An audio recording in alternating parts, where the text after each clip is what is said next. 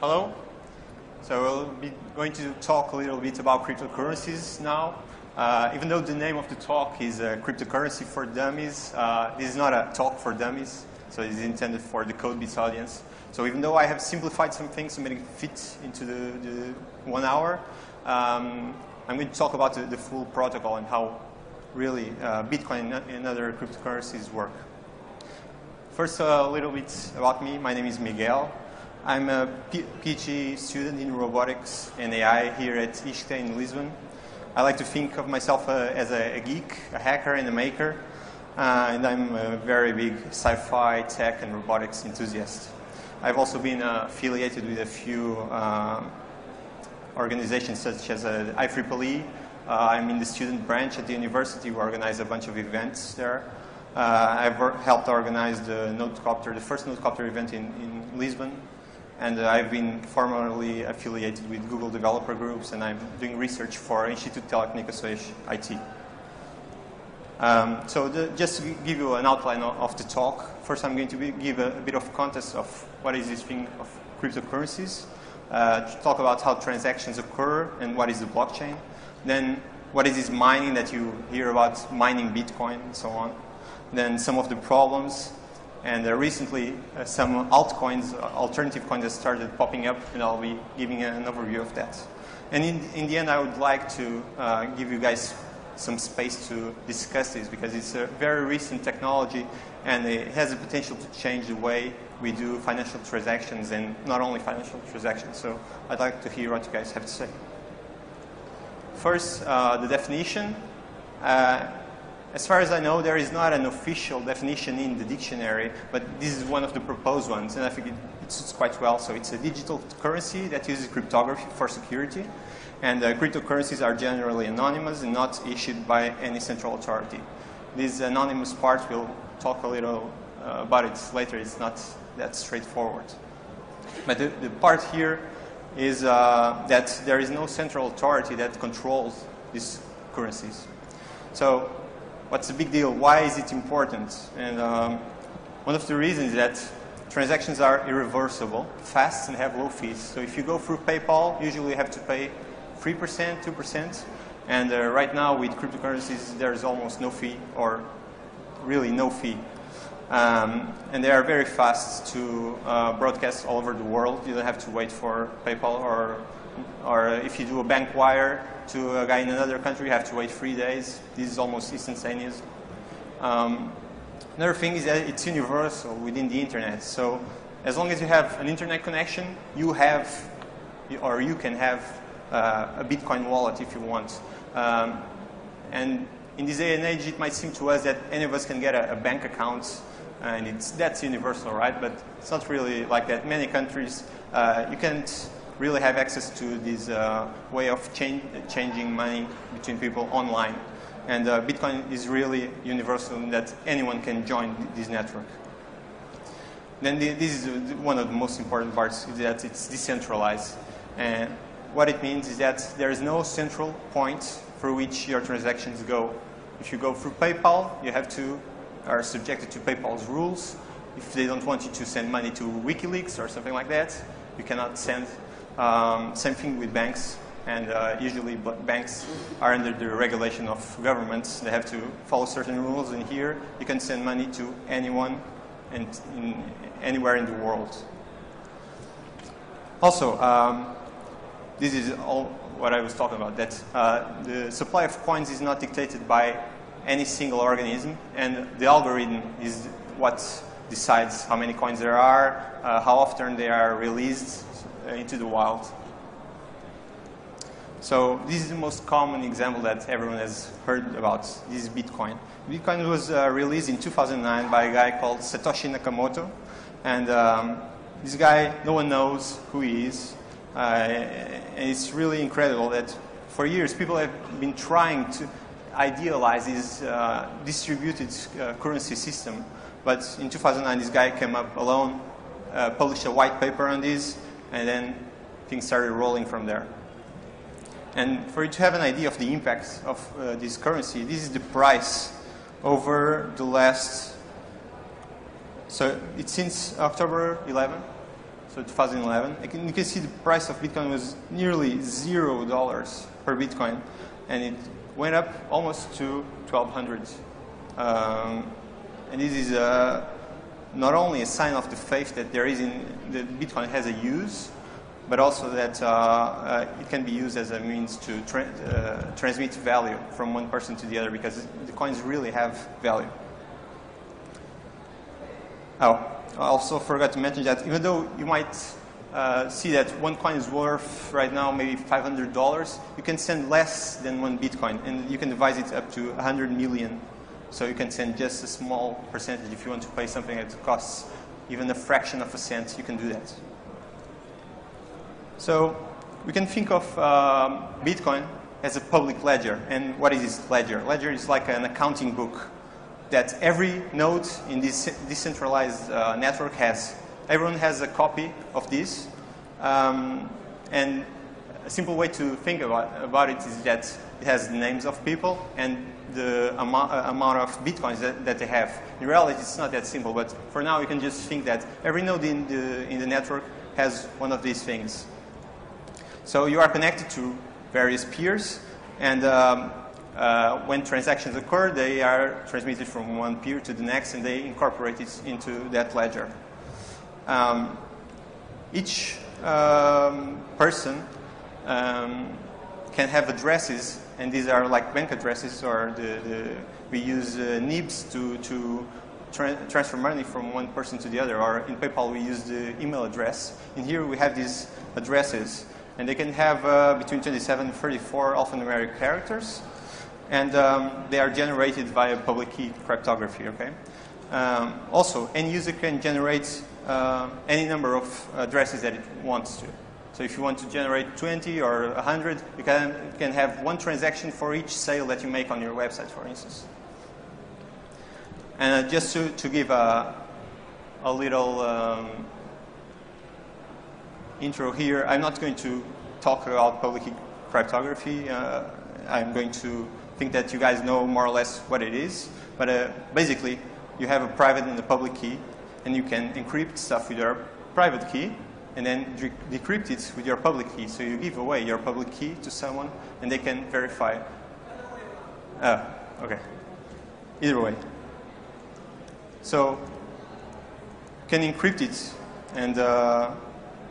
and both ways. You can encrypt with your public, decrypt with your private, and the other way around. So here we have an example of a transaction, and there's Alice and Bob. I'm not going to put the full address there, but you can imagine the full 27 alphanumeric key there. And it's just like a bank transaction. You send 20 Bitcoin from Alice to Bob, and it goes down on your balance, and on Bob's balance it goes up. In reality, these transactions in Bitcoin, they have a digital signature to make sure that you were the one that made this transaction. So if you initiate the transaction, you have to sign it with your keys. And in the way that this works in Bitcoin, this is the heart of Bitcoin, is that you refer to a previous transaction that you have received. So imagine that before Celso has sent Alice 20 Bitcoins, right? So now I want to send Bob 20 Bitcoins. And I'm going to refer to that transaction that was previously unspent, now spent. So I cannot use the same money twice. And now Bob has this transaction that he can refer to later. So what happens if you want to send 20 Bitcoins, but no one ever sent you just a transaction with 20? Maybe they sent you 15 and then they sent you 7. What happens? What happens is that you create two transactions, one with 20 and the other with 2, and you send that money back to yourself. And then you spend both the previous transactions. So before I told you that Bitcoin was basically account and balance, but that's not really true. The way that it works is that there are a bunch of blocks. And these blocks have all the transactions that's ever occurred, ever since Bitcoin was introduced. So when you install the wallet, the Bitcoin wallet on your computer, you basically have to download the whole transaction history over the years.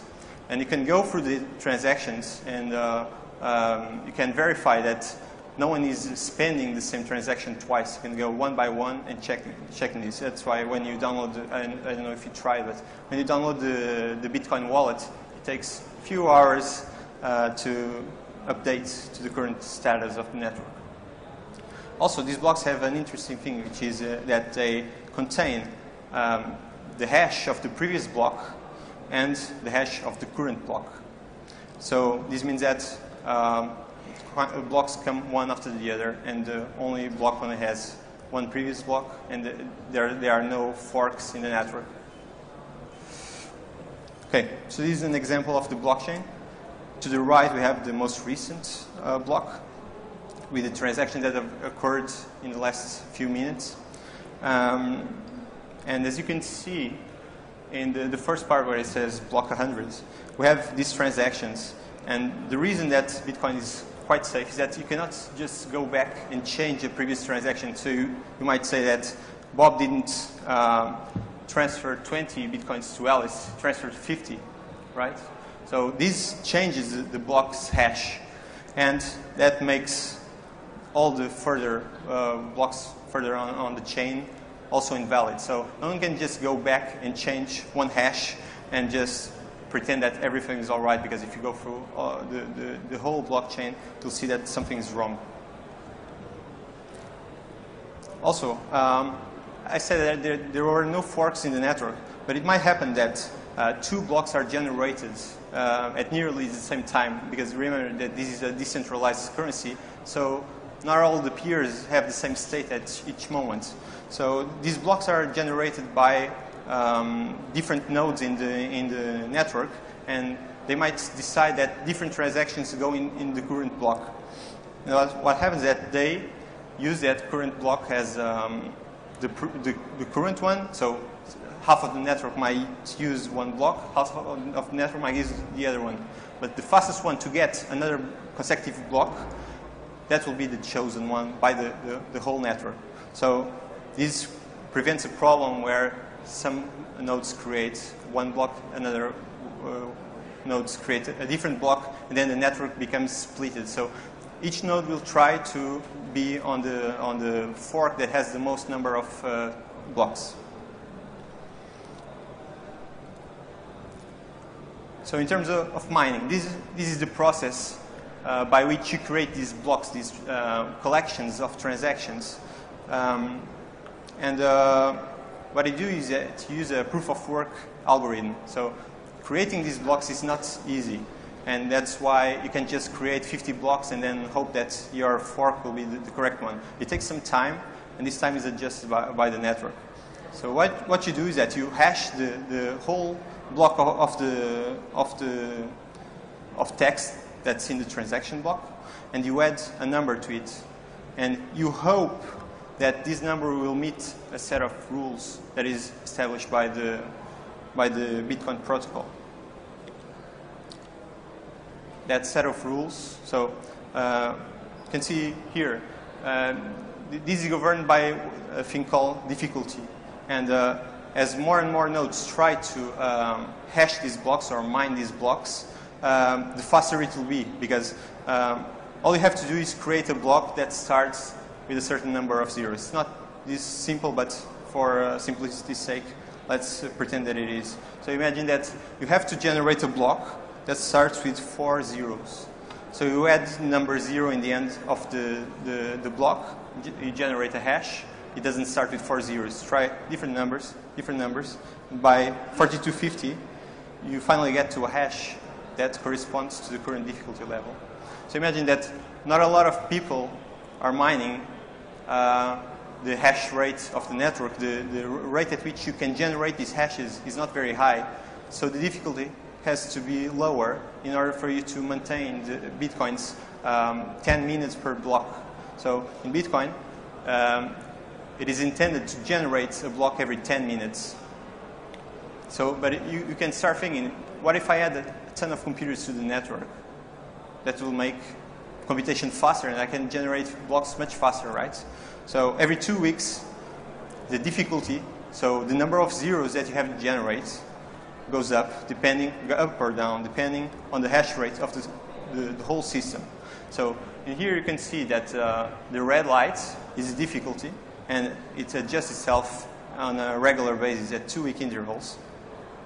And both in blue and green, you have the hash rate of the network. So as you add more miners to the network and it becomes easier to mine, the algorithm bumps the difficulty up, and then it's not as easy to find these hashes.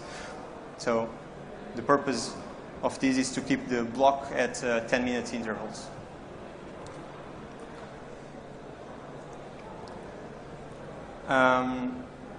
So still regarding mining, this is where the money in Bitcoin comes from. So you heard that people are making tons of money mining, right? And mining is just this process of generating the hash that creates a block that can be added to the blockchain. And the miner that finds this hash is rewarded. And right now, the reward is 25 Bitcoin. But in the beginning, it was 50. So every 4 years, this reward goes down until you no longer get rewards from mining. That will happen in 2033. And the number of Bitcoins, the maximum number is 21 million. So this is also one of the reasons why Bitcoin value is so high. It's because this is a finite, I wouldn't say property that people have, but it's like gold, it's not infinite. So that tends to drive the price upwards. Not only that, it tends to make people not want to spend them, because they think that the longer it passes, the more valuable their Bitcoins will be, right? In terms of mining rigs, in the beginning it was really easy to mine with your CPU and get tons of Bitcoins like that. But as things started getting a bit more serious, people started mining with their GPUs, their graphics cards. Then they went to FPGAs. And finally, maybe not very recently, but recently, they came up with these ASICs. This is specialized hardware just to compute these hashes. It's incredibly fast. And if you compare the order of magnitude, you can see that it's not very useful to go and mine Bitcoin with your laptop right now, because you're going to be competing against these guys that have lots of ASICs machines, not just one. But that's why here you can see that the hash rate has been rising so dramatically, because these ASICs have been introduced in the system and they can mine at very high hash rates. And that basically means that Bitcoins are only distributed by these guys that have these powerful machines.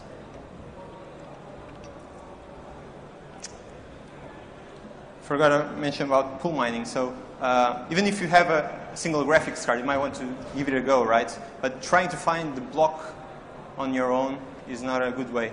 You should probably go to pool mining. And what this is basically a bunch of people that gather and mine. And if one of them gets the block reward, which right now it's pretty high, 25 Bitcoins times $500, you do the math. So what they do is that they distribute it for every member in the pool, depending on their hash rate. So if there's a guy that has a lot of hash rate, he gets most of the rewards. And usually these pools will end up taking a little bit, maybe 1% of the rewards.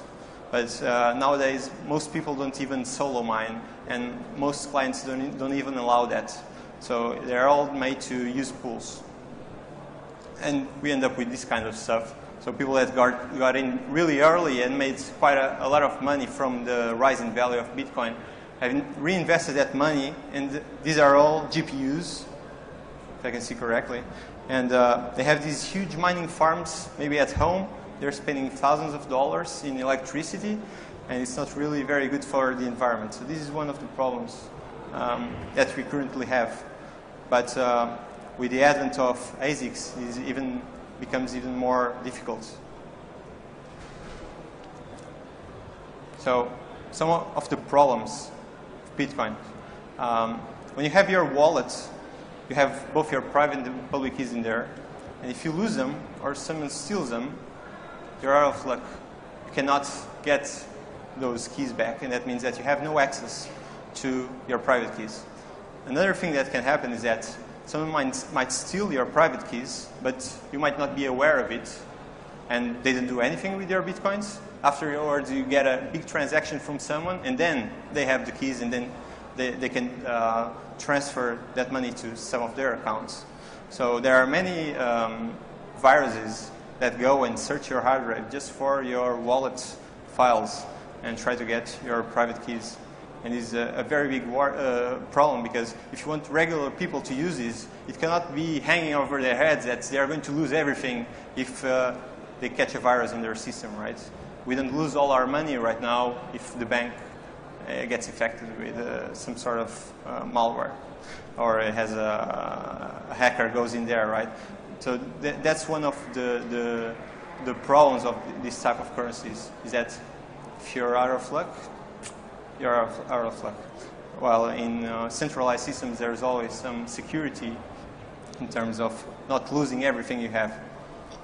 Another issue is that although it's promoted as being anonymous, it's not really anonymous, because I told you that the blockchain is just a collection of every transaction that's ever took place since the beginning of Bitcoin. And that means that anyone can go and check who sent money to whom. Although there are no names attached to the addresses, right? But if somehow you let it slip that that account is yours, someone can link a public key to your identity. They can basically see everything that you've been doing with Bitcoin. That's a real problem.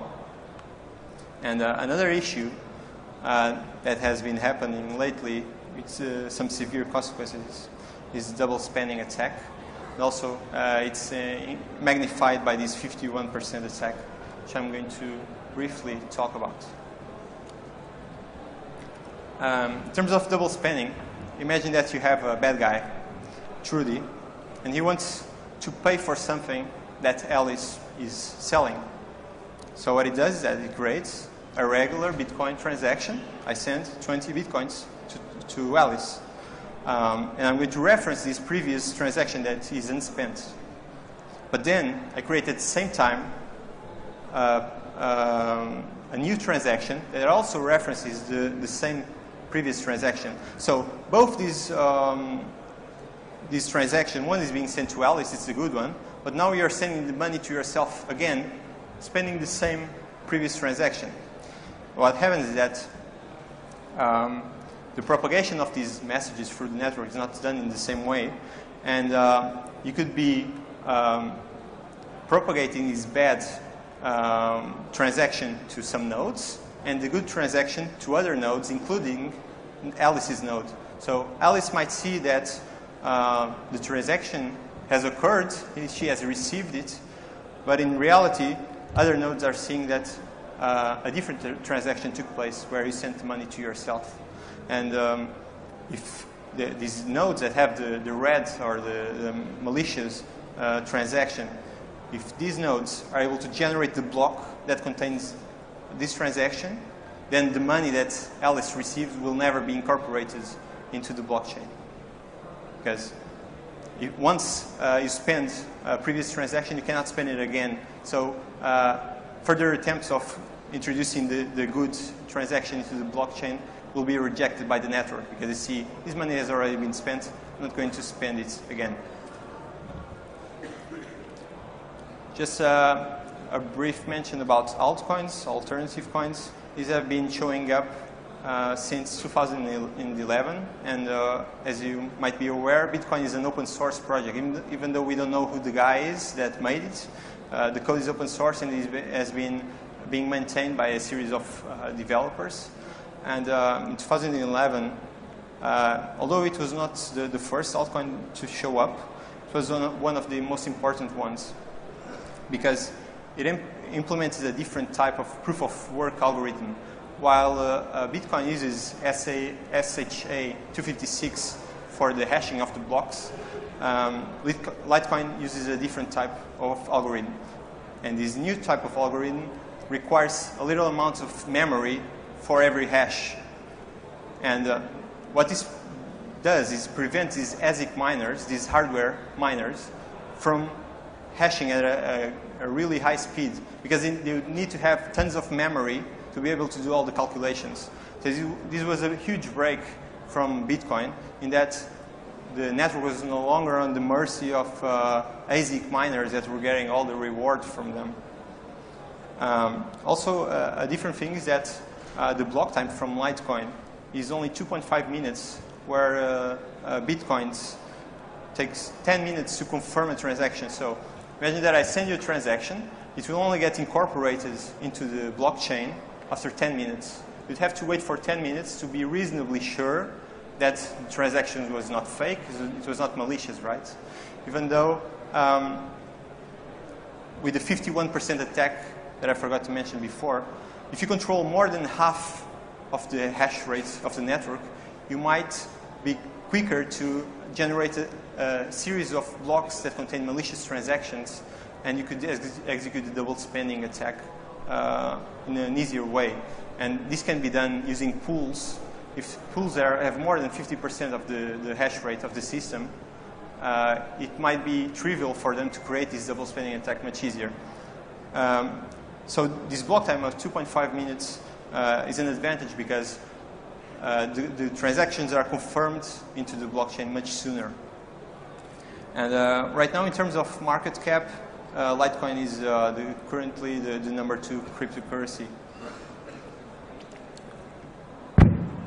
Then we have Dogecoin. I don't know if you guys have heard of this, but some guy basically forked Litecoin on GitHub, placed a dog in the face of the coin, released it. I mean, it's not that trivial, but there are some changes. But this guy made a joke with a coin, and it has been growing at a rate that's unlike any other cryptocurrency before. And a huge difference between Dogecoin and Litecoin and other cryptocurrencies such as Bitcoin is that there is no coin limit. While in Bitcoin you are limited to 21 million coins forever, and if coins are lost, they are lost.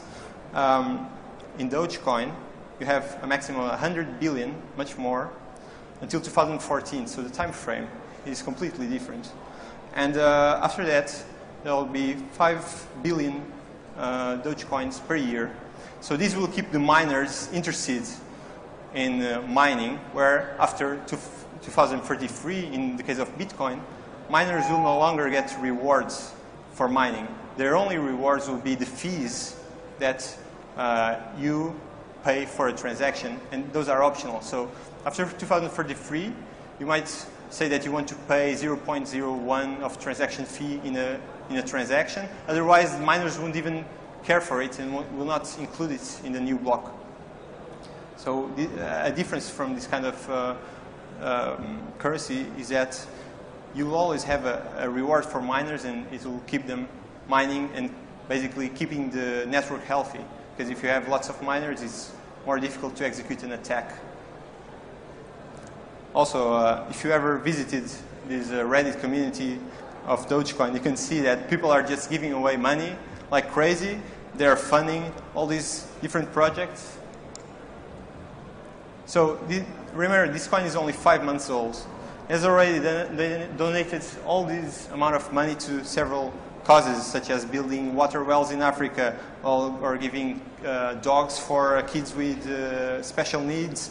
They even helped fund the trip from the Jamaican bobsled team to Sochi, because they are underdogs. So I think that there's something there.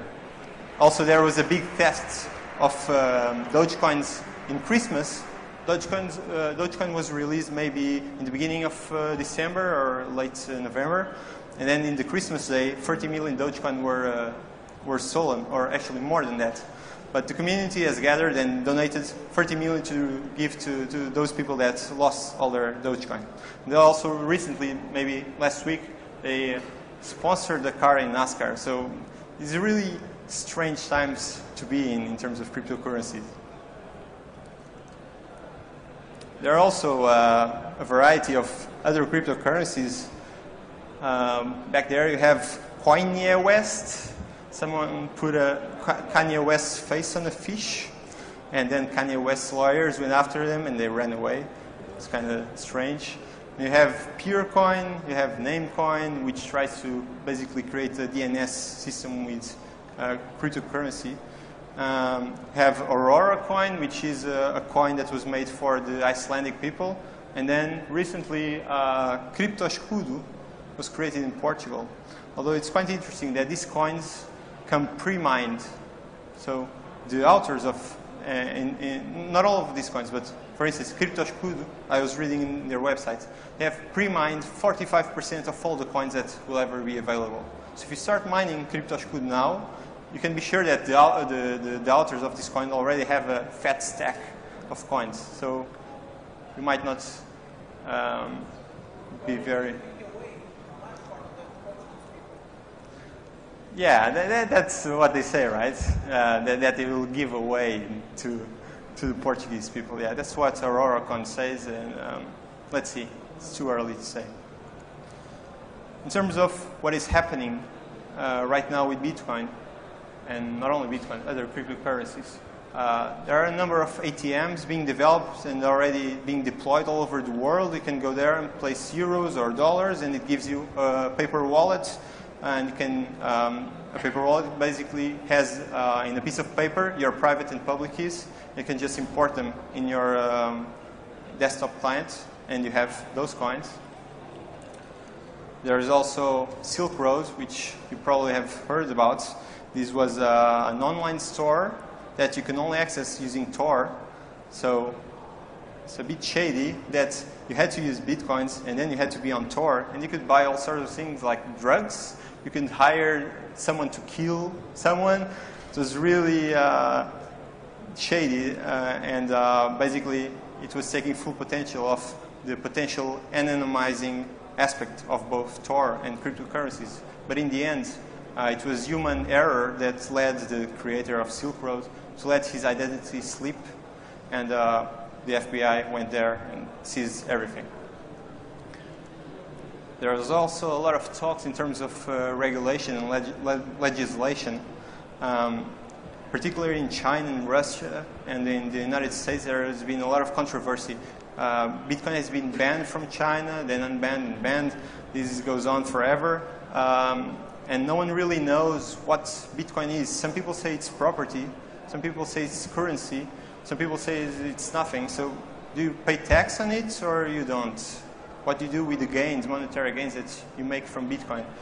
This is still too early to say how it's going to end up, but there has been a lot of talk, and particularly the United States. I think that they are turning around and liking Bitcoin. Maybe it's because they have access to all the transactions that ever occurred. I don't know. That could be a motivation. There's also point-of-sale systems in shops. You can go and order a burger and pay directly, like we've done with a Mail wallet today. Although with Bitcoin, these 10-minute block times make it a bit awkward. You have to wait there for 10 minutes for the merchant to verify that your order has been added to the blockchain. And usually, it's a good practice to wait at least 6 blocks to make sure that no one can reverse these transactions or create a fork with more blocks than you are currently looking at. There's also these exchanges where you can go and purchase Bitcoins with dollars, or purchase Dogecoins with Bitcoins, or purchase Bitcoins with Dogecoins. You can do everything. One of the largest ones, one of the first ones, is Mt. Gox. And recently, they lost all 700,000 Bitcoins that they have, I think, which is almost $300 or $400 million.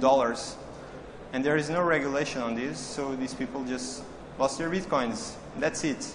And one of the aspects that I would like to provoke here in terms of discussion is that these decentralized currencies allow you to send money to anyone, but there are really no rules of what happens when something goes wrong. And Bitcoin is very advocated by libertarians that they don't want government to control what they do. They just want to use whatever they want. But then something like this happens, and what happens to your coins if there are no laws? So if Bitcoin is nothing in the eyes of the law, what happens to this? So this brings the end of the presentation. I would like to pass the word to you guys, because this is a really recent technology and we don't know what's going to happen. Although I want to give out 10,000 Dogecoin to anyone that wants it. So just ping me on my Twitter, and then I'll just run all the names in random.org or something, and I'll just leave this here, and I'll pass on the word to you guys.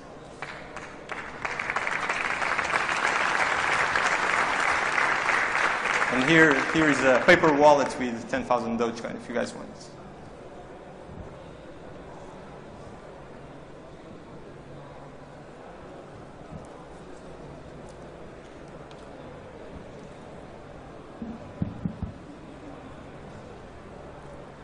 Hi. If I got correctly, for the double spending attack, you need to send the money to yourself, right? Yes.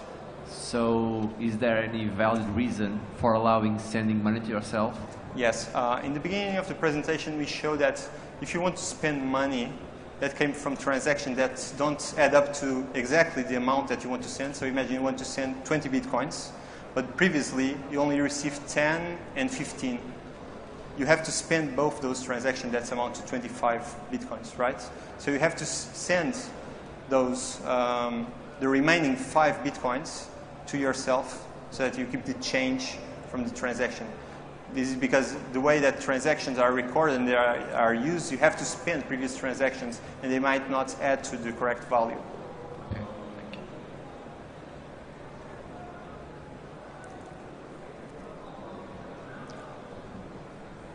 you. So you said that one of the devices used to mine Bitcoins are GPUs. Yes.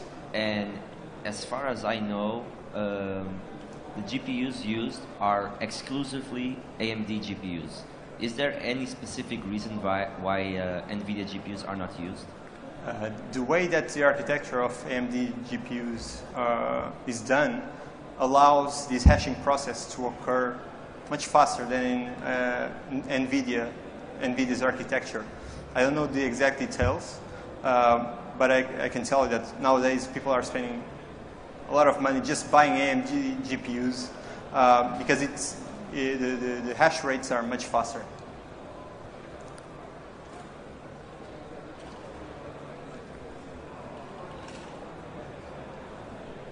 Hi. Do you believe it's possible for these kind of cryptocurrencies to ever reach the general public? I'll just say one thing with this, which is tangible currencies have evolved along the years and the centuries as something that people understand because they see trades, then they see paper money or coins shifting hands, and then they see their money being saved in the bank, although behind the bank there's all the whole strange system, but they feel that their money is there and their money is moving and they know where it is. Do you believe that something that requires some technical knowledge to believe in can ever reach the general public? That's the most challenging thing right now because it's very techy oriented. You have to know your way around computers to use these things safely, right? And these things that happened in the past, for instance, with Silk Road, where people were ordering other people to kill someone, paying Bitcoins, all these things add to the negative aspect of the whole thing, and people are kind of, I don't know if I want to get into this. But things like Dogecoin, if you go to the Reddit community, you can see people of all ages. I've seen people there with 80 years getting into cryptocurrencies just because there's a dog and it's friendly. And they think, maybe this is not so bad. But I think that the main way that a cryptocurrency can get accepted into mainstream society is if you have sellers accepting it.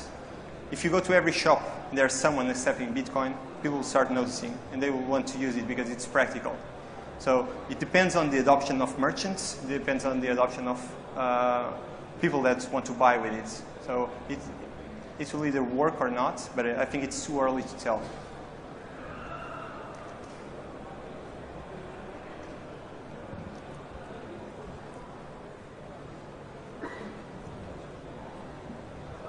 Hi, Miguel. Where do you think the value of Bitcoin comes from? I've heard that it comes from the electric current spent when mining. Other people saying that it is a bubble. What's your opinion? It's a mix of those. So the thing is that Bitcoins are being produced at a much slower pace than people that want to get into the system.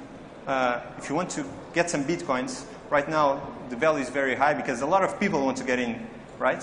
So it's a traditional market demand and offer. And although there is something to it about the cost of mining, although in the first few years people were just spending money in mining and electricity, they weren't getting any return. The value was almost zero just because they found it cool, right? And somehow their risk also brings value to the coin. I think that mostly the fact that people want to get in on this because it could be the next big thing, and that it has a limited supply, they want to get in now because they think it might go even higher. It drives the price a lot. And it's one of the most volatile things in finance right now. It's cryptocurrencies. The price goes up and down, can drop 20% in one day, then go up 50% in one day. It's crazy. But we'll have to see. It will stable out.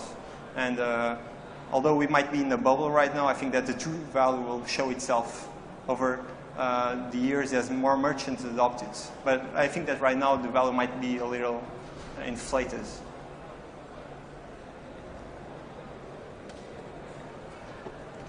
Hi, quick question. You talk about the volatility of the coin, and what will be your ideas in terms of the market? Because, for example, now China voted against it again, and you had a big, around 10% of decrease of the value. And to have it to the open community, to have it to the open person, to start using a coin where they don't know too much about it, and you only see a really up and down market, what will be your steps to more or less control that, for example? I think that in this first phase is very difficult to counter that. And you said that when China prohibited Bitcoin, the value went down. But then after a few days, it was back up and then back down. So right now, Bitcoin is not a very good store of value. If you want to keep your money safe, it's not Bitcoin right now because it just goes up and down, and then you won't be able to sleep when it crashes 50% in one day. But I think it has to come from time and merchant adoption. And as these things stable out, don't forget that this was put into a global perspective from the start. So this is very new and it's already been used in all of the world. So a lot of things can affect it, these regulations in one country or another. People are unsure of what might happen. Some people are bullish and they think that it will be $40,000 each coin. So this is what drives the price up and down. Some people think it's going to be awesome. Some people think it's going to be crap. And the market hasn't really decided what's the fair value of Bitcoin. Hello, Miguel. Thanks for doing this talk. I have two questions. You talked several times about the network, but I didn't really grasp what the network is and how the things propagate. Is it a peer-to-peer network? Yes. Is there okay. It is. So you have a wallet in your computer, and when you start it up, it connects to peers around you, and these become your neighbors, right? And you pass on transaction information from one peer to the other. Okay, thanks. And the second question is about the mining process itself. You showed some strings, and you were trying to generate candidate hashes that matched some prefix with a number of zeros. Yes. But could you please be a little more specific about, is there a predefined hash, a predefined string we have to modify? Can we just generate random blobs of data to match some hashes? And after we found a valid hash, how does this new Bitcoin is added to the existing network? Is there some metadata that reference the blob and the hash of the blob? If you could be a little more specific. Sure. Thanks. So, well, I put here hello world. The text that is hashed is the text of the block. So you say, let's create a block with these 100 transactions, and you hash it with this number, the nonce, in the end. But you have to change these nonce to make the hash follow these rules of having a certain number of zeros, right? So you can just generate blobs of data that are the nonce. I'm not sure if it is only an integer number or if it can be anything, but this thing that you attach onto the end is just so that you generate different hashes, and one of them will luckily be the one that starts with more zeros. When you have found that, you start dispersing it to your neighbors, and they will accept that as the block because it fits the rules, right? So they can hash easily the block. So you say, I found the nonce for this block, and the nonce is 4250. So you send it to all your neighbors, and they can just, with one execution of the hash function, they can verify that this nonce works. Because you say the nonce is 4250, they add the 4250 to the end of the block, they hash it, and they see this is the correct answer. But it shows that you had a lot of work previously trying to guess them, right? But it only takes one guess to see that that number was the correct one.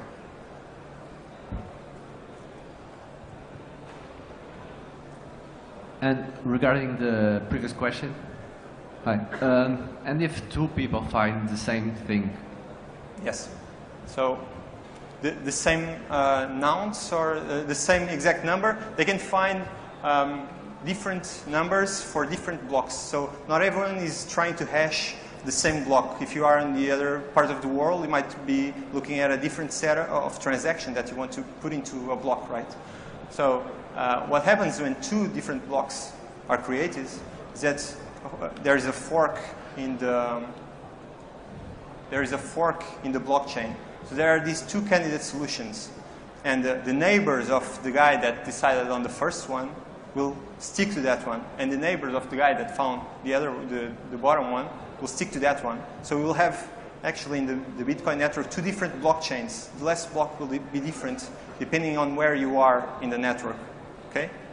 And how this is decided is that if one of the guys that is following the top fork finds the next block faster than the other guys find the next block, like this, then that will become the default blockchain for everyone in the network. They will see there's an alternative that is better than mine. I'm going to adopt that one. So the transactions that have been put into this bottom block go back into the unconfirmed transactions of the whole network. There's a list of unconfirmed transactions, and they might go into the next block after that one is accepted, the last one is accepted. Okay? Do you believe Namecoin has what it takes to replace DNS to be a good solution for 21st century DNS? I think that Namecoin is a really interesting thought experiment of what you can actually achieve with this Bitcoin system that is not just currency.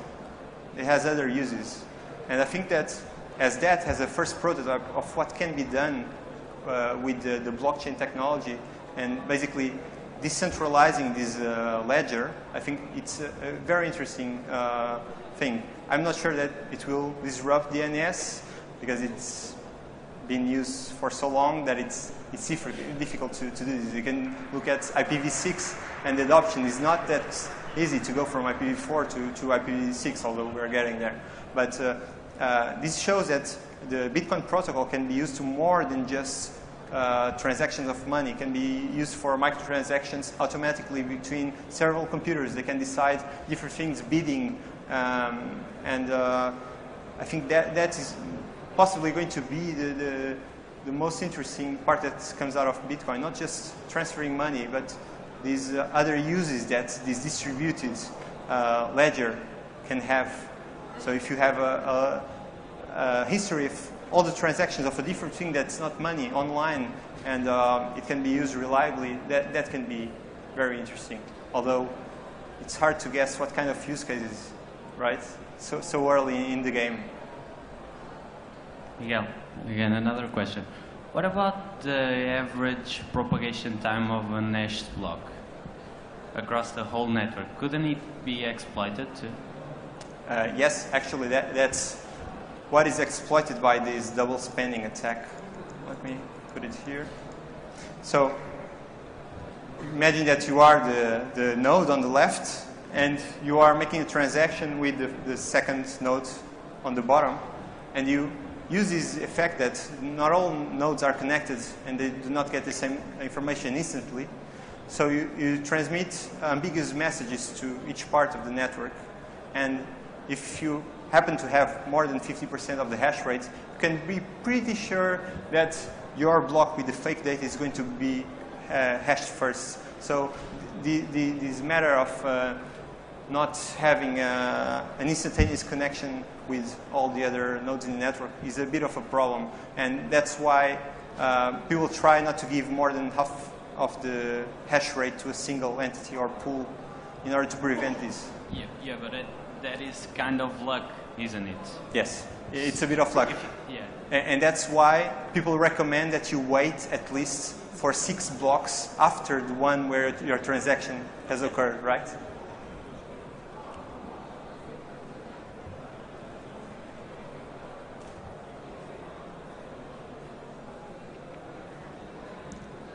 I said pro quiz.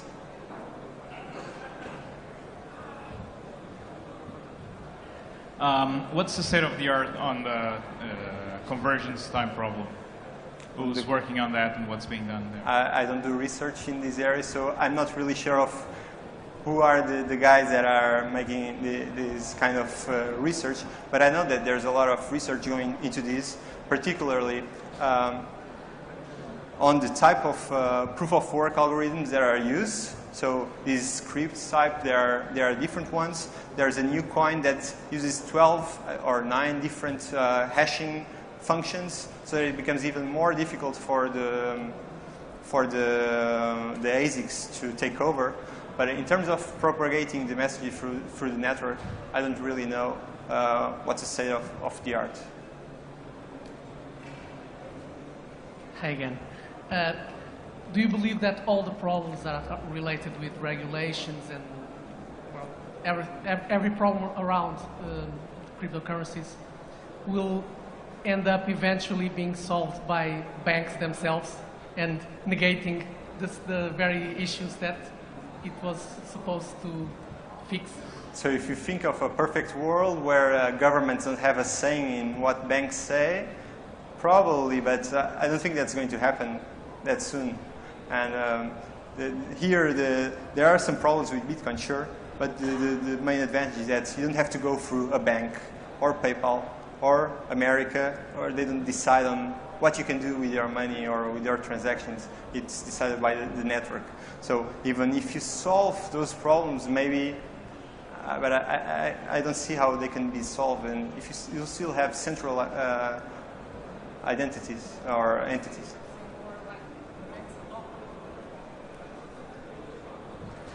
I'm talking about banks adopting cryptocurrencies for themselves and actually turning cryptocurrencies into the new standards. No, the libertarians that say, well, we don't want banks.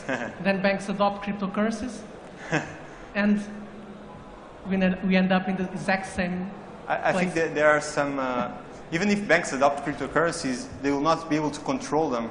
Even if they say, this is our coin, you have to use our coin, it's still being regulated by the whole network and the algorithm. But in terms of the banks creating or adopting cryptocurrencies, I think that there are some problems with cryptocurrency that bank would not like to have. So the ledger, the history of transactions being public, that's something that banks do not want. They want to keep transactions private because they respect your privacy, right, unless you're the NSA. So they don't want every client to know what the other clients are doing. And there's a different thing, which is you have to associate your identity with your bank account, right? If I know that you have that account, I can know every transaction that you've made because the ledger is public. So the fact that you don't have to say, this is me, I'm using Bitcoin. You can just say, I'm using Bitcoin, I'm an anonymous person. That cannot be done with regular banks. You have to say, this is me, this is my address, this is my phone number. And that would eventually remove all anonymity from the protocol.